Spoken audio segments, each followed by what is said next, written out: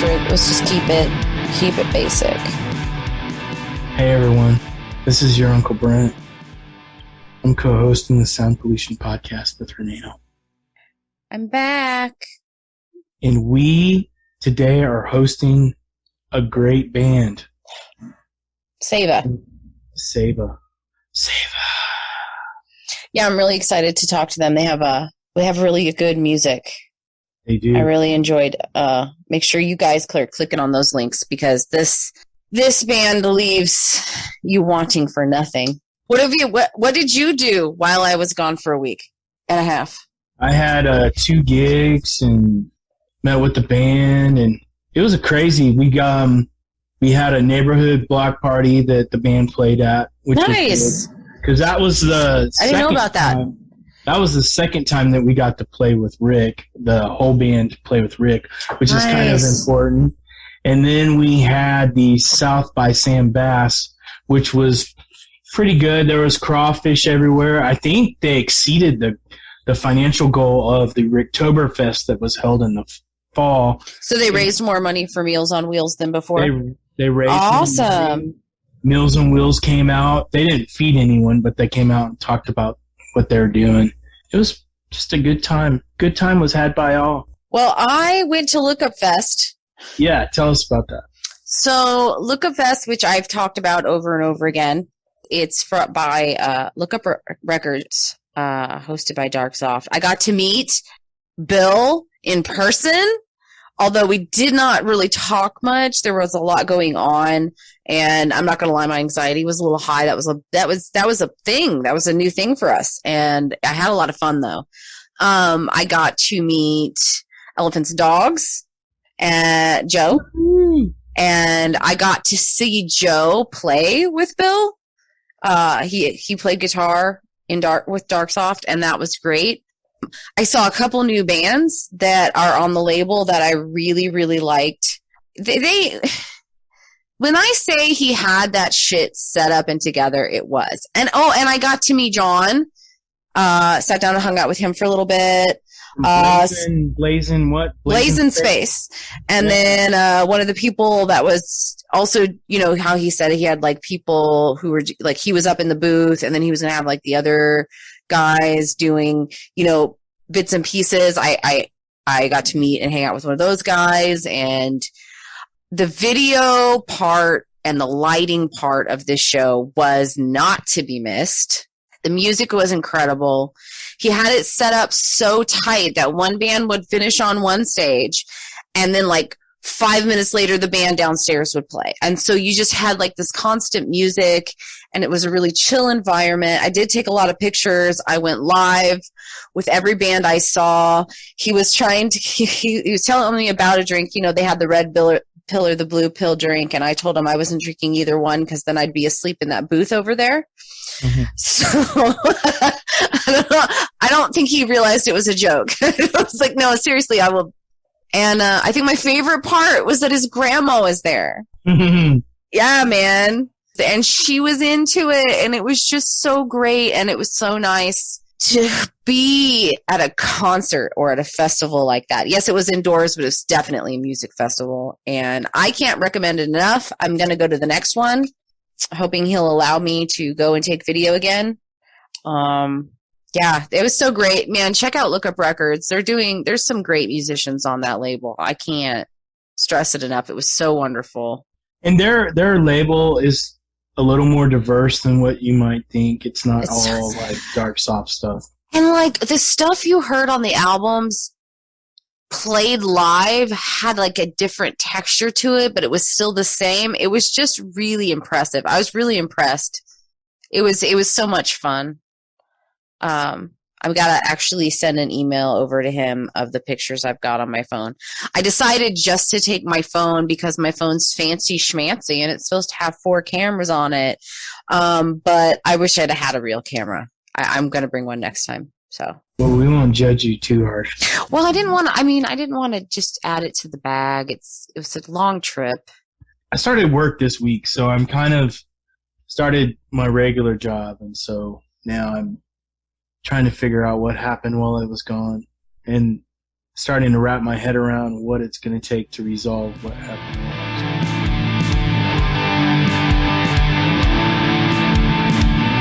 Hey, there is a sign of life. He lives. So, are you the only one joining us tonight? The only one, yeah. The other guys, I don't know. Dave's busy. I think Dave's preparing for a show. Oh, He's got a couple other bands, so he's busy. Excuse he's me. a slut. Exactly. Damn harlot. I can't keep Damn harlot, little bitch. And then That's Jay, David. That's David. And then David the slut. Jay's somewhere else. I'm probably working, truth be told. So yeah, it's just me tonight. All right. Well, that's okay. We don't feel slighted at all. Fucking David. Fucking David. God damn it. So Mr. Brent's Valdez isn't here either. Can't. What? We haven't done this for a week, and I think he won't admit it, but I think he missed it a little bit. So he's already extra, but he's gonna be like extra. Oh, so yeah. I'm just apologizing in advance. Fair enough. I got my jet fuel ready to go. Nikko, you better strap your ass in the seat because we're about to ask some shit. So let's talk about the band name. So say the band name. Saeva. That's what I thought. Saeva. And that is Latin. For cruelty. Or? I don't know. What else? Savage. Is it? Okay. Yeah. That makes sense. I was like, because they sound a lot alike, the two words. You know, you put them next to each other, just set them up there. Yeah.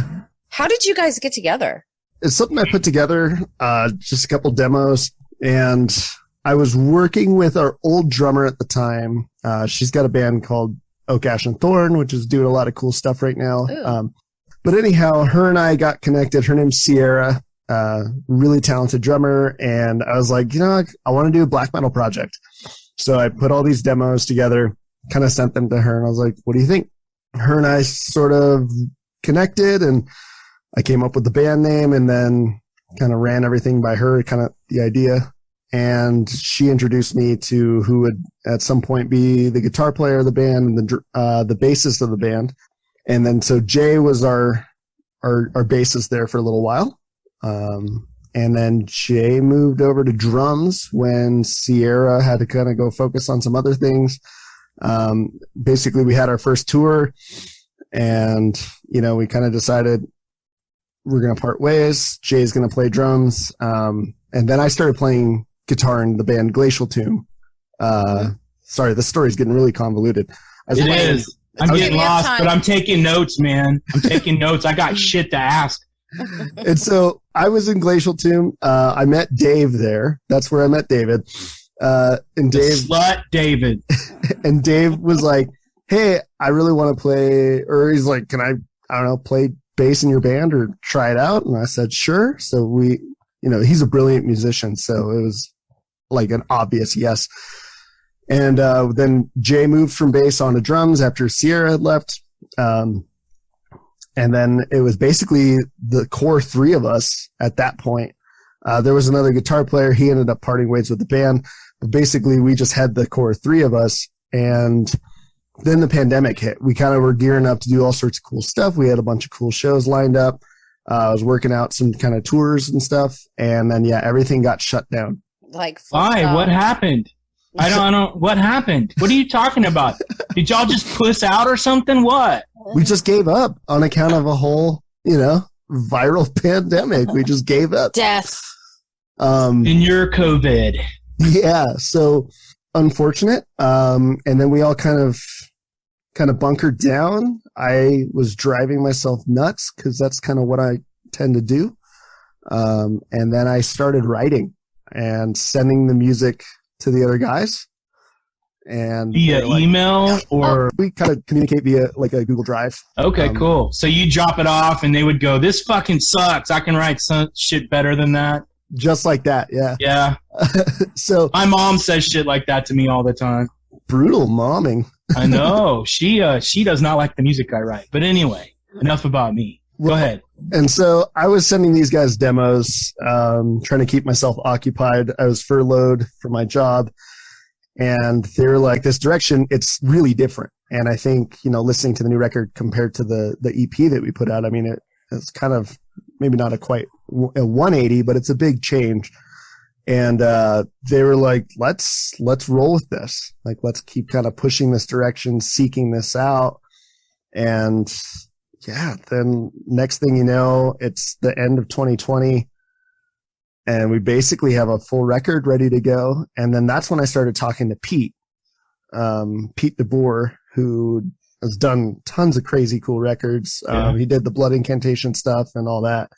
And I started talking to him, and he really saw my vision. Like, I was sending him demos once we kind of started talking, and he was like, yeah, I totally see what you want to do. Like, let's do it. And yeah, we immediately clicked. And then, yeah, we recorded a record, and then, I don't know, that's kind of how we got to here. So you made and basically recorded a record virtually. Yeah. I hear a lot of people that we have interviewed have done that. Did you think it was easier or harder to do it that way? It was easy just because that's the flow that the EP went, right? Like, I recorded these songs and then asked these other people to play it, and then they were down. And then that's sort of how this went, which was sort of not the way that I'd hoped it would go, right? I anticipated this to be like, let's sit down and write an album together. But, you know, logistically, that just couldn't work at the time. And so, yeah, it was more of kind of the same. So you have evolved with the new music business, and you have your own home studio, correct? Correct. I combed the internet for you. You probably felt me up your butt as I was going through the internet. And so one of the things I saw was that you're progressive post-black metal. And I was like, or just a kick-ass band. Correct. You tell me. I mean, because I can hear some of the stuff, you know, like the black metal and stuff like that, but I could hear it getting heavier too. You know what I'm saying? Because I was like, oh, he kind of laid back here. And if I would have waited, then I would have saw why you laid back here and, you know, and did stuff like that. But so do you consider yourself like black metal or progressive? I think y'all are badass just from everything I heard and everything I pulled up. So what? Yeah, you're tight. You're really good together. Thank you. Yeah, y'all are really good together.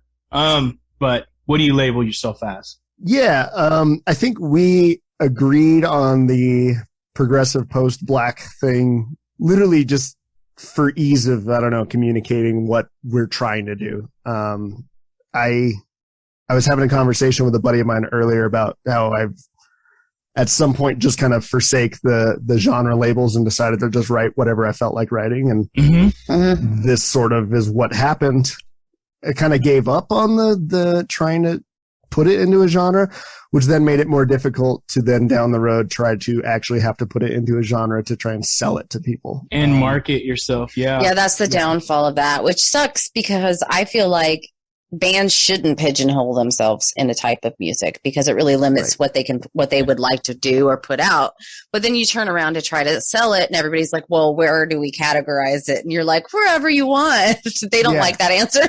It's so funny because we had a little bit of a big like signal boost when Blaine from Banger TV found us on his stream, and he laid into us just like off the genre. He was like progressive post black. He's like, I hate all of these words. Like none of this is going to be good. But then he listened to it and was like, oh, this is actually good. And it's just like, it's one of those challenging things. It's like, yeah, I mean, I'm not in love with all of those words either, but we needed to label it something, because if you call it black metal, everyone's going to be disappointed. If you call it progressive metal, somebody's going to say there's not enough time changes, there's not enough whatever. If you call it post metal, our songs aren't long enough and our whatever isn't X enough, you know? Those are some of the things I thought. But, you know, considering, you know, you confused me with all the progressive post black metal pop, you know, all that, I really had no fucking idea. And then when I was going from song to song, I was like, each song had something where I was like, oh, I was not expecting that. Y'all guys play like 50,000 different instruments. Is that correct? It looks that way. It feels that way. So Jay, or Jonathan, we call him Jay, primarily plays drums at this point. He did play bass, but he learned bass, basically like bought himself a bass and was like, I'm going to do this just to be in the band at some point, which was because really he cool. loved you that much. He was like, Nikko, guess so. You are so hot. I'm going to learn your tunes and I'm going to play the shit out of this bass. Something like that. And then Dave's wild. That guy is like the most amazing musician I've ever met in my life. Yeah, I mean, he literally plays everything. He's got several of his own projects. You know, I'm no longer in Glacial Tomb, but, you know, towards the end of my stay there, you know, he was writing half the material on top of the other guitar player in the band. So it's just like, guy's amazingly talented. And then he did all the synth and kind of programming stuff on our record. So I was going to ask who did that. Yeah, that was him. I knew it was him because it said on the internet that he played keys. Yep. See, I just went and listened to things, and he apparently FBI background checked you. So I did. Beautiful. I did. I went and got up in your stuff. So the new album is called All We've Lost, We Carry With Us. Yes. And that was released 3 weeks ago? Or not even. It was released on Sunday. Wow, congratulations. Damn. Yeah. I'm ahead of the times. Y'all have quite a few things out for it being your first release. Yeah. I mean, for it being released on Sunday, not your first release. How many albums do y'all have? So this is our first album. We have an EP that was called Obsidian. And then there were some singles and like a demo version I did of Dismantle Dismay that was out on the internet as of, I think, sometime around this time last year, 2021. Maybe it was 2020. I don't remember. It's been a while. The last 2 years are just a blur. Don't try. Yeah, right. If you try, you get sad. Don't. Just fucking do it. Did you find it was easier to do the EP or the album, or did they both just kind of happen? They both happened, and they both had their own set of challenges. And then they both had their own really easy kind of rewarding things that happened. What I remember most about Obsidian was that it felt mostly like running uphill the whole time. Whereas All We've Lost feels a lot like everything fell into place naturally. The people that we worked with, the group of people that the band was, just everything fell together and felt really harmonious the entire time. And I think that you can hear it on that versus the other one. I mean, like, you can just hear that everything was just right. It sounded like it went smooth. So let's talk about one of the tracks on that. And I'm going to butcher the fuck out of this. Okay. Disconsolate. Did I say it right? Disconsolate. Damn it. Yeah. That was the last song we wrote on the record.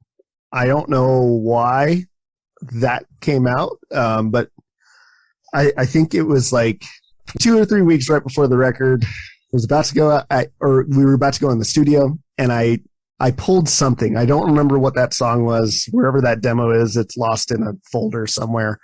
And I felt really passionate about that song. You know, even without lyrics, it's instrumental. Yes. Mm-hmm. And there's no guitar solo either. Yeah, no, I'm a terrible guitar player, so I don't really do a whole lot of the I don't know, dude. I was gonna say we're gonna have to call your bullshit on that. Yeah. So I would not say that you're a bad guitar player. I was hearing Tool. I was hearing, like, it felt almost all guitar to me. It's a big guitar song. The whole record, I mean, has like 3 separate guitar parts on the whole thing.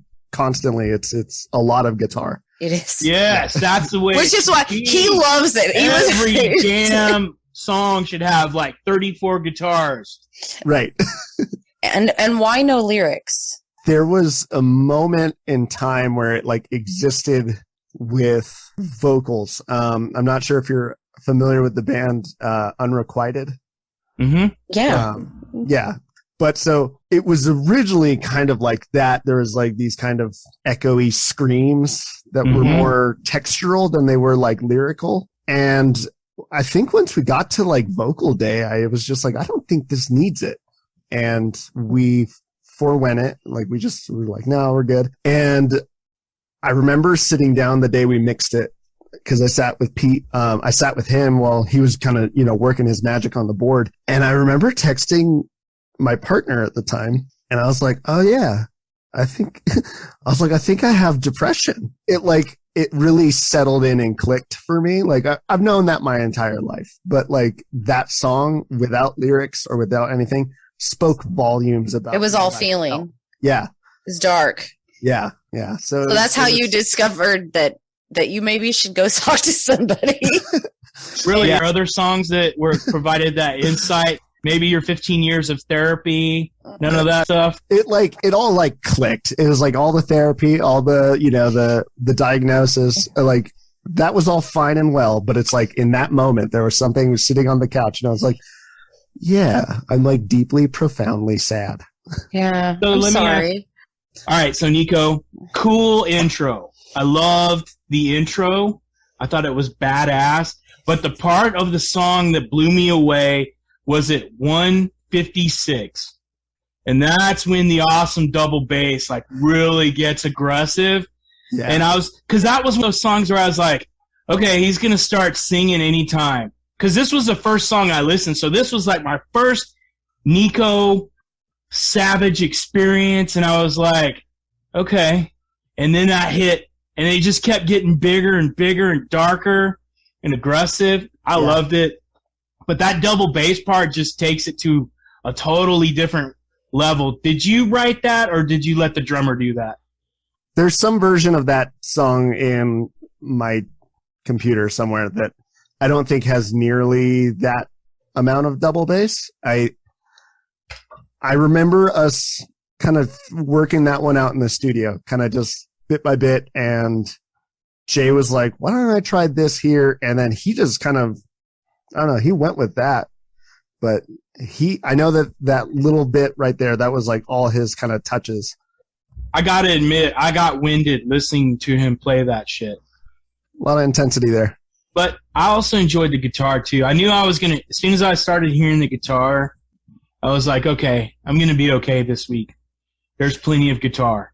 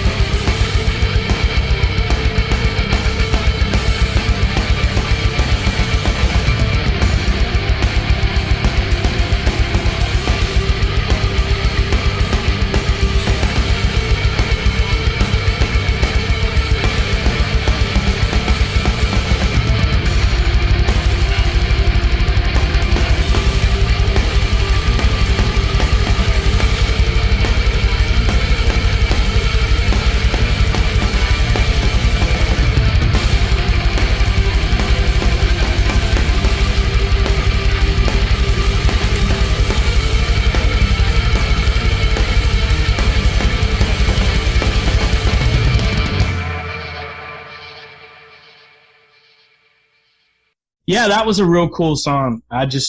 Yeah, I mean, it's an opener.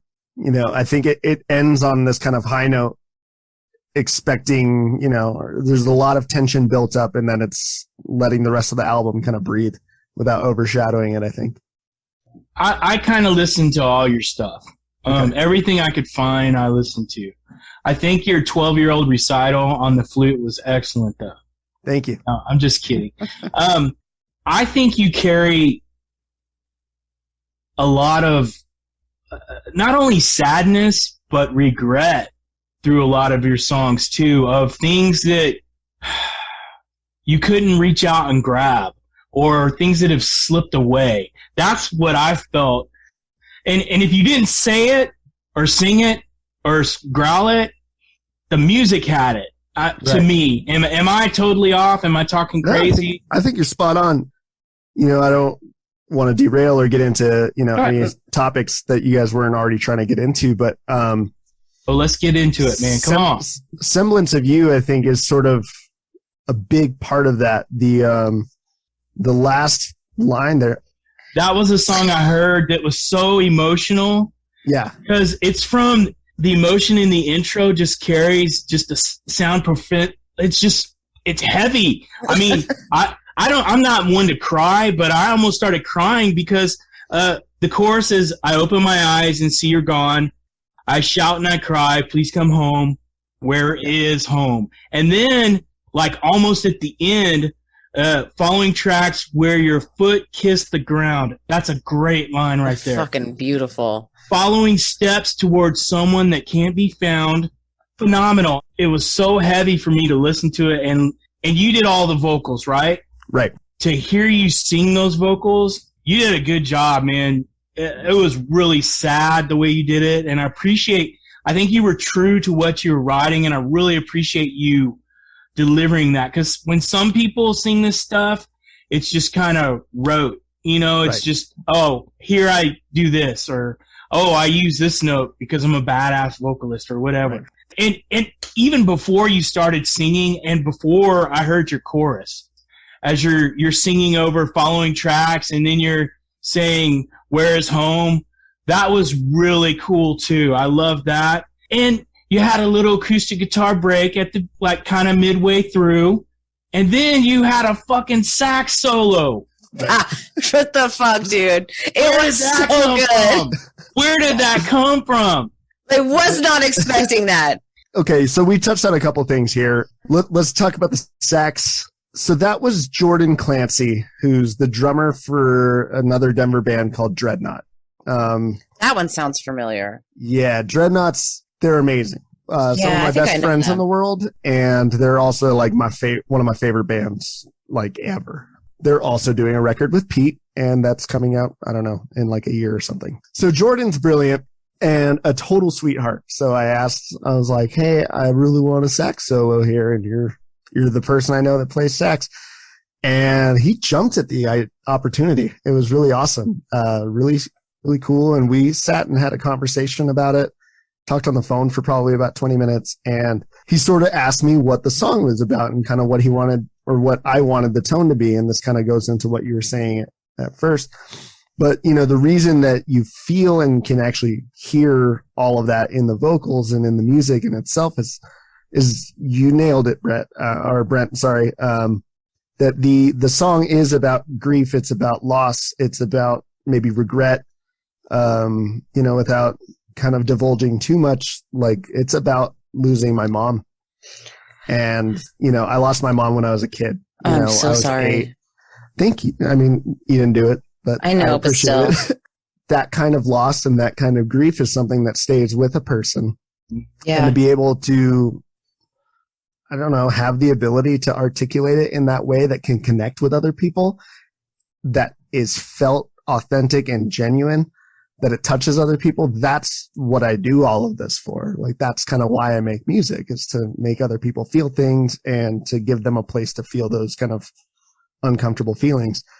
That being said, I explained that to Jordan on the way kind of into making this song, and I just gave him space. So that sax solo is pretty long. I think it's a minute minute and a half. Well, it's a 7-minute song, dude. Right. It's a 7-minute song, man. Right. You had plenty of space. Yeah, I gave him all of that empty space, and I was like, "Go at it. I don't really care what you do." And he sent me the first version of it, and I was like, "This is awesome! Like, this worked way better than I thought it was going to." When you heard the first version of the sax on your music, did it make you cry, or almost make you? Did it bring you to tears? It made me really happy. Yeah. I was overwhelmed with joy. I mean, having one of my favorite musicians kind of featured on our stuff. That's cool. That was huge. That's dope. But then, it just fit so well. Like, it almost felt like, I know I'm not the first person to add sax into a metal song, obviously. But, I was like elated and kind of giddy, and I was like, oh man, like, look what we did. This is amazing. And it worked. So, yeah, that was awesome.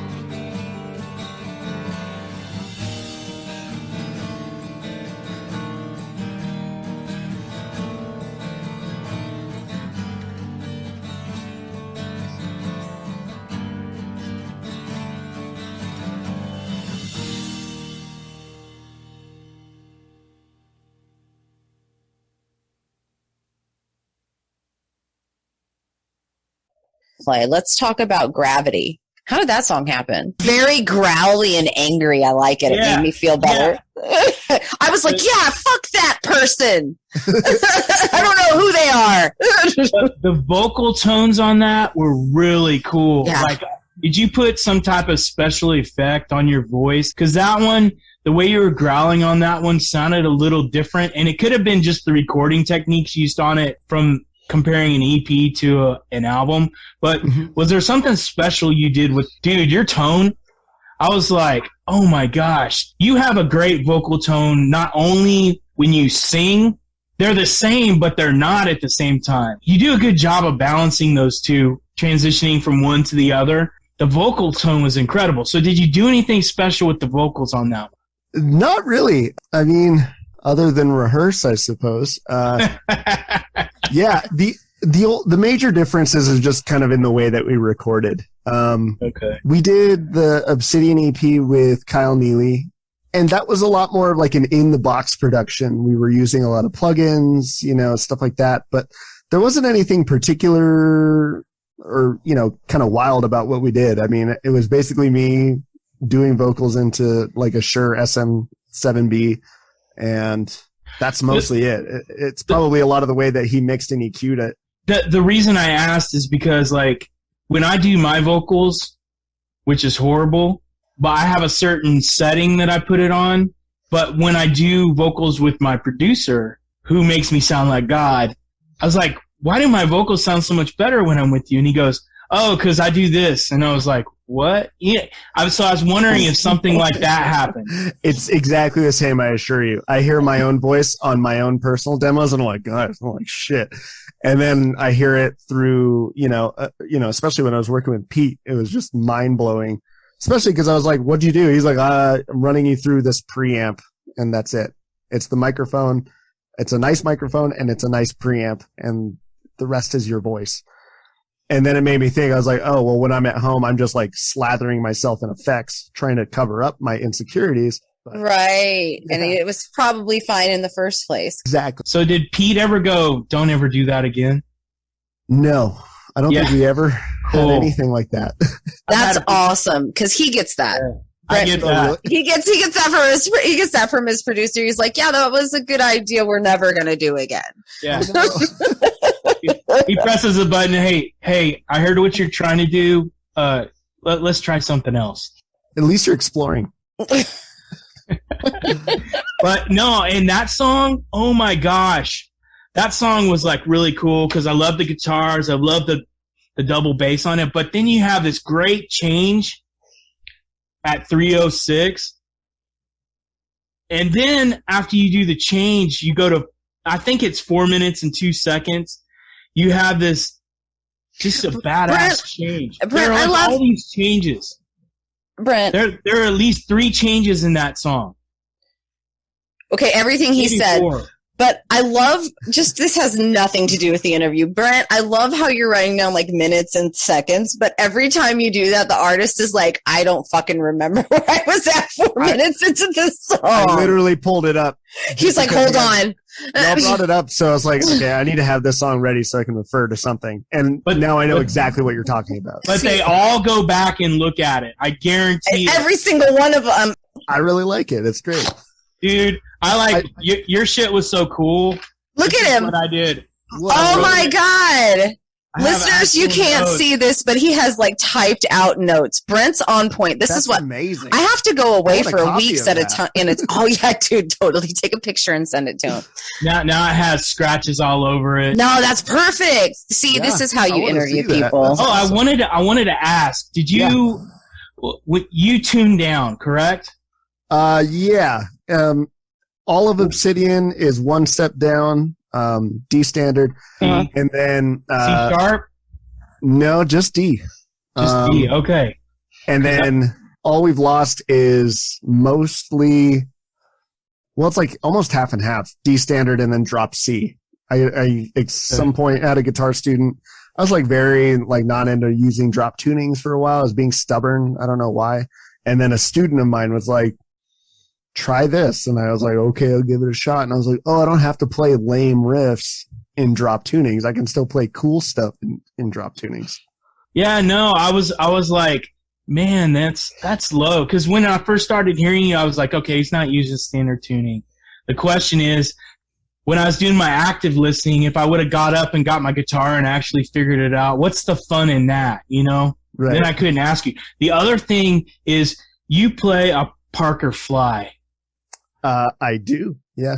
I don't play it live anymore. You don't? I stopped doing that. Why? What the hell? Because it's like valuable now. It's like a vintage guitar, I suppose. Well, they don't make them anymore, right? Right. They stopped making them. The parts are getting harder and harder and more expensive to find. So I figure it can stay at home. What's your go-to amp and pedal board effects? Because there's a lot of shit going on as far as your guitar effects and stuff. And if you have a Parker Fly, you can do some real badass shit too, because it has like extra shit in it. Like you can really fine tune the.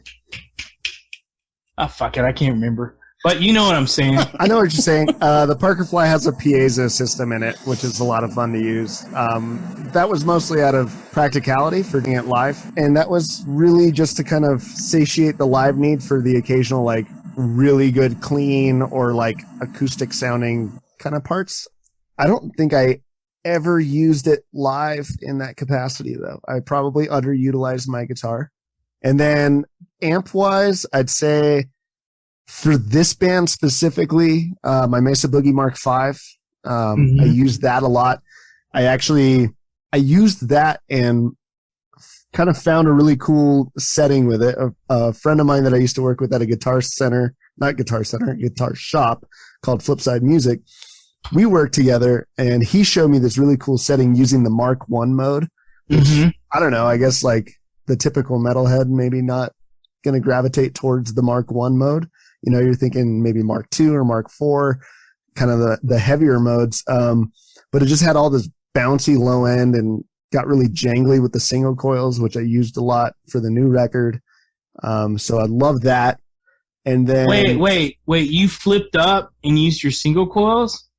Oh, there's single coils all over the new record. Yeah. Oh man, that's interesting because normally a lot of metal players pretty much stay in the humbuckers, or they have like 3 humbuckers or 2 humbuckers. They don't always use the single coils. Maybe for like a little lighter or finesse part, they would flip to the single coils. But that's interesting. Yeah, you see. I would have never the new record. So I would have never have guessed that you use single coils because it sounded so fat, so big. What about your rev head? Yeah, that's the one in the back there. Nice. I use that live, just because it's a really reliable amp. It's killer. I bought it mostly for playing in Glacial Tune because I needed something with a little more gain. It was a little more wet, a little more saturated. But for Saeva, all the recording was done with the Mesa Boogie Mark V. Yeah, those Mesa Boogies sound really good. I've only got to hear them. I've never actually got to play one because I'm intimidated because it's a Mesa Boogie. But those things sound great. In any setting, they're so beautiful.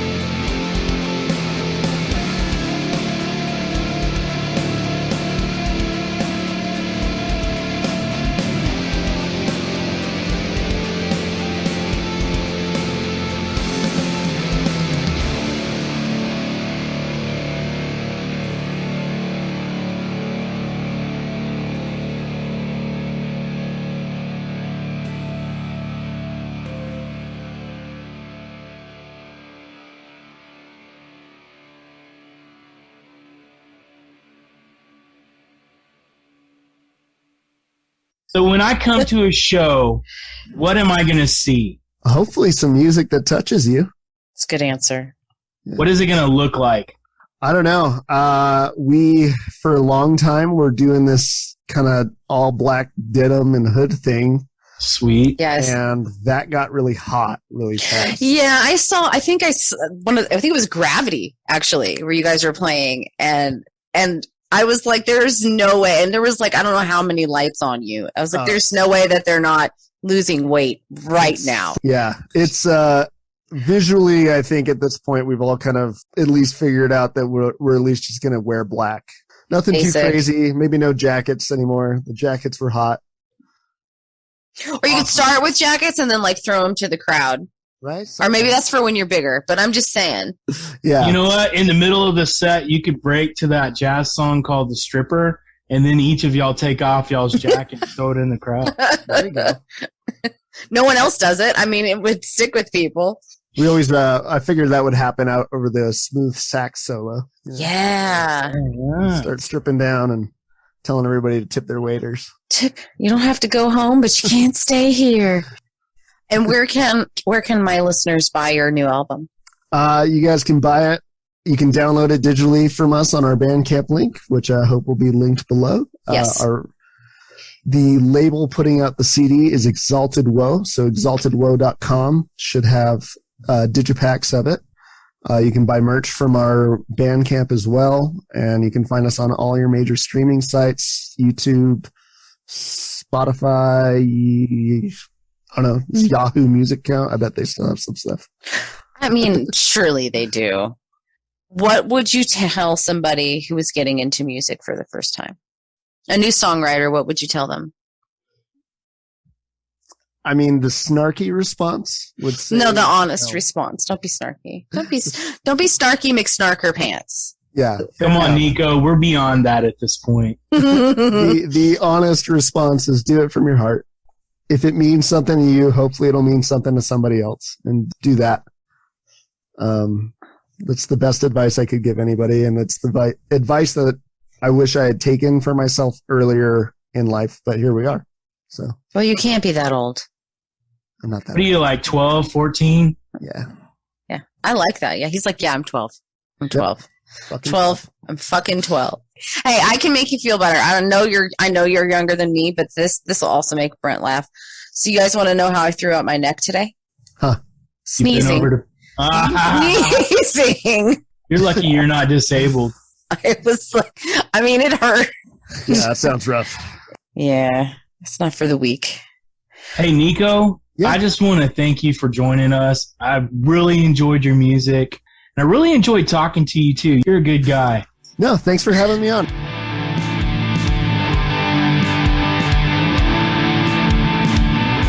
All right, everybody. Thank you so much for listening to Sound Pollution today. I want to thank our guest, Saeva, for being, Nikko from Saeva, for being on our show. We really appreciate you.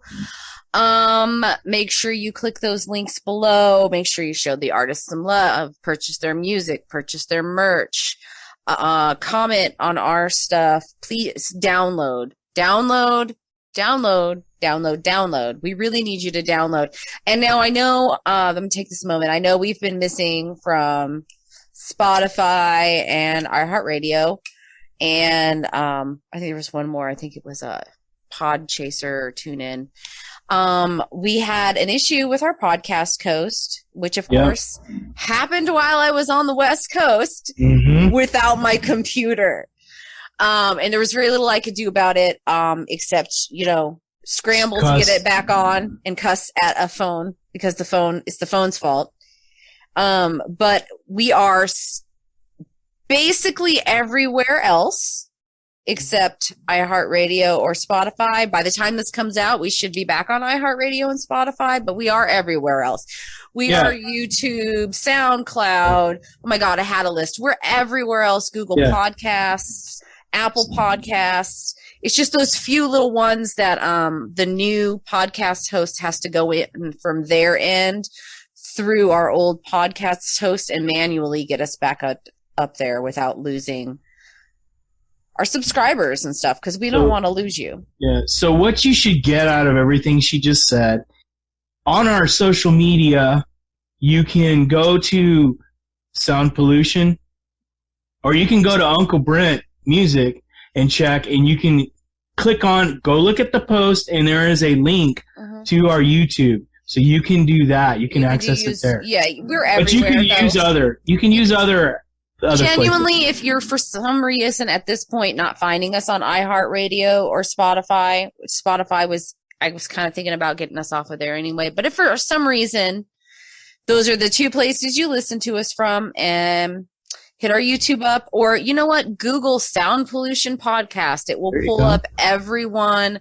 I counted today. We are on 12 different platforms right now. So we're still there. We're just not on those two. So we are coming at you on 12 different platforms. Yeah, I don't fuck around. I was like, it was funny, like the one podcast host screwed us over, and I was like, I doubled down. I got home and doubled down. I was like, well, we were in these 8 places. Well, now I'm going to be in 16, bitch. Fuck you. Like, I was so mad. It was almost like my pride was hurt. Like, you jerks. That's horrible. But I'm glad we have some redundancy built into our process. So people can access in multiple. Oh, we're everywhere. All you got to do is Google us at this point. At this point, we are Googleable, which was really, really cool. And Googleable. So y'all guys can subscribe. You can like us. You can follow us. Share. And go download. Share. Download. Especially download. Do all those things. Okay, this outro went on a little long. Thank you so much for listening. It was my over-explanation. I feel so bad because we went down for like 48 hours, and that was absolutely not okay. And once we're off what happened, then I'll blast them. Oh, damn it. I totally forgot to tell you I released Stay. Oh, I've been sharing the shit out of it. I've been resharing it on all the platforms every time I see it. There's like 3 of your videos of Stay as a video in a row. Like, I was just like, here it is. I'm annoying. But it's going well. I haven't heard anyone say anything good about it, but it hasn't been bad either. So no, why would they say anything bad? I don't know. So get out there, make some noise.